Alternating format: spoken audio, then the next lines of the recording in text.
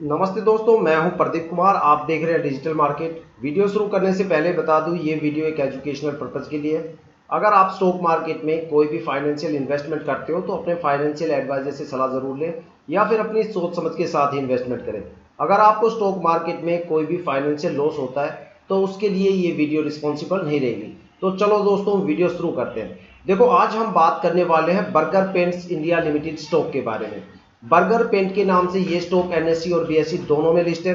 623 रुपये 30 पैसे इस स्टॉक का लाइव करंट शेयर प्राइस चल रहा है। साथ में 2 रुपये 80 पैसे के साथ फ्राइडे को इसने एक अच्छा खासा पॉजिटिव मोमेंटम यहाँ पे देखने को मिला। ठीक है, अगर 5 डे के चार्ट की बात करें, 5 डे की परफॉर्मेंस की बात करें तो यहाँ पे 30 पैसे की ग्रोथ दिखाई देती है। और अगर 1 मंथ के चार्ट की बात करें तो यहाँ पे 47 रुपीज़ की यहाँ पे ग्रोथ देखने को मिली है। देखो, अगर देखा जाए तो जिस प्राइस रेंज का ये स्टॉक है उसके हिसाब से जो यहाँ पे परफॉर्मेंस है वो परफॉर्मेंस कुछ खास ज्यादा नहीं है। ऐसा लगता है कि जो स्टॉक है वो एक परफॉर्मेंस एक प्राइस रेंज के बीच में स्टक हो गया। यहाँ पे जो इसकी परफॉर्मेंस है वो काफी ज्यादा इंपैक्ट हो गई। लेकिन इस टाइम की जो सबसे बड़ी अपडेट मैं आपको देने वाला हूँ वो ये है कि इस स्टॉक में आपको सोमवार से मतलब आने वाले हफ्ते से एक जबरदस्त पॉजिटिव मोमेंटम देखने को मिलेगा। और हो सकता है कि स्टॉक में आपको एक अपर सर्किट भी देखने को मिले। इसके पीछे क्या वजह है वो उसके बारे में भी हम बात करेंगे। और जो यहाँ पे टारगेट बनने वाला है वो टारगेट यहाँ पे 830 रुपए के आसपास होने वाला है, जिसको ये 10 अक्टूबर से पहले पहले अचीव करेगा। जो इसके पीछे सबसे बड़ी न्यूज है वो मैं आपको बता दूं कि देखो, जो सेंसेक्स है, जो इंडियन स्टॉक मार्केट है, फ्राइडे को एक जबरदस्त तरीके से उछला। उसके लिए मैं आपको एक बार सेंसेक्स पे लेके जाता हूं, इंडियन स्टॉक मार्केट के ऊपर लेके जाता हूं कि भाई मार्केट में क्या हुआ फ्राइडे को सेंसेक्स ने यहाँ पे 1350 पॉइंट की जबरदस्त यहाँ पे ग्रोथ हासिल की। साथ में 84,694 की जो सबसे हाइयर वैल्यू है उसको अचीव किया।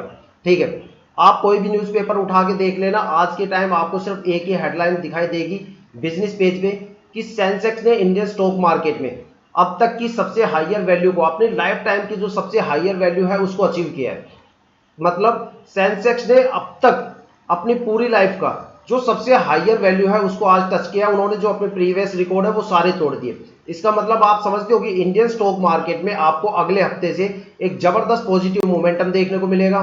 कम से कम 80 या 90% स्टॉक के अंदर आपको जबरदस्त लेवल के अपर सर्किट देखने को मिलेंगे। आप इंडियन स्टॉक मार्केट के चाहे पिछले 10 साल तक के कोई भी रिकॉर्ड उठा के देख लो, उन रिकॉर्ड में आपको सिर्फ एक ही चीज दिखाई देगी कि भाई जब भी सेंसेक्स ने अपने अपर सर्किट की जो सबसे हाइयर वैल्यू है, जो अपने लाइफ की सबसे हाइयर वैल्यू है उसको जब भी अचीव किया है, क्योंकि हर साल करता है, जब भी उसने कोई भी हाइयर वैल्यू अचीव की है तो इंडियन स्टॉक मार्केट में कम से कम 80-90% स्टॉक्स के अंदर अपर सर्किट लगता ही लगता है, चाहे कुछ भी हो जाए।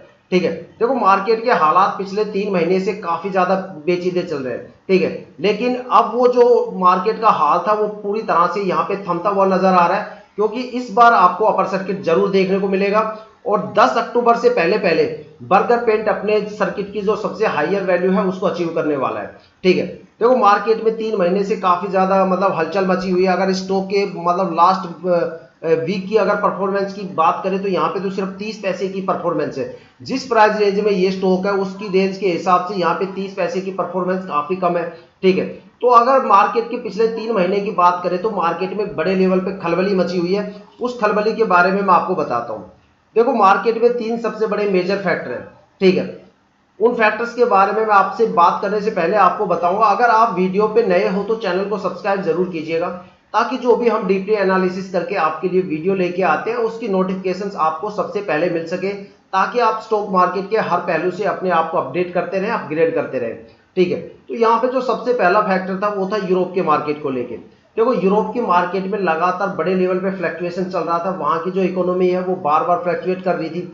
वहां के जो स्टॉक मार्केट है वो अपने आप को स्टेबल नहीं कर पा रहे, क्योंकि वहां पे सबसे बड़ा जो फैक्टर चल रहा है वो जियो पॉलिटिकल टेंशन का चल रहा है। मतलब यूरोप में वॉर जैसी कंडीशंस बनी हुई है। एक तरफ रशिया यूक्रेन का वॉर चल रहा है तो दूसरी तरफ इजराइल और उसके पड़ोसी देशों का वॉर चल रहा है।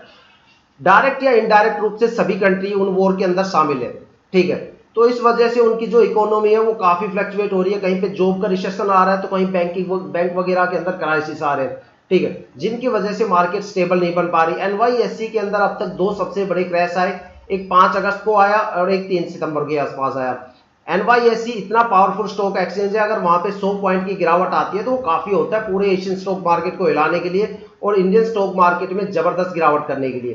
तो NYSE के अंदर वहां पे 5 अगस्त को एक जबरदस्त क्रैश आया, 1000 पॉइंट वहां पे गिरावट हुई और इंडियन स्टॉक मार्केट में सेंसेक्स 3500 पॉइंट लुढ़क गया और इंडियन स्टॉक मार्केट में एक बड़ा क्रैश, मतलब उसको एक क्रैश का नाम दिया गया, एक बड़ा क्रैश वहां पे देखने को मिला।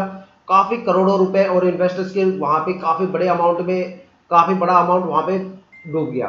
ठीक है, जैसे तैसे मार्केट ने रिकवर किया, 3 सितंबर के पास फिर से वहां पे एक बड़ा क्रैश आ गया। वो क्रैश, उसमें NYSE कम से कम 650 पॉइंट गिरा, लेकिन सेंसेक्स कम से कम 1500 पॉइंट फ्लैट हो गया। ठीक है, मार्केट ने जैसे तैसे अपने आप को रिकवर किया, तो बाकी जो कसर थी वो FII ने कंप्लीट कर दी। FII ने सितंबर में 2 सबसे बड़ी बिकवाली की है। एक बिकवाली तो पिछले हफ्ते ही की है, जिसमें एक बड़े अमाउंट पे उन्होंने सोल्ड आउट कर दिया, वो भी एक बड़े लॉस के साथ। ठीक है, अगर जब से हमारे संसद में बजट आया तब से लेके अगर FII की अब तक की बात करें तो 3 महीने में FII ने कम से कम 30,000 करोड़ का यहाँ पे बड़े वॉल्यूम में सोल्ड आउट कर दिया। ठीक है, जिसकी वजह से जो उनकी होल्डिंग थी इंडियन स्टॉक मार्केट में वो काफी ज्यादा इंपैक्ट हुई, जिसकी वजह से स्टॉक मार्केट में जबरदस्त फ्लक्चुएशन देखने को मिले।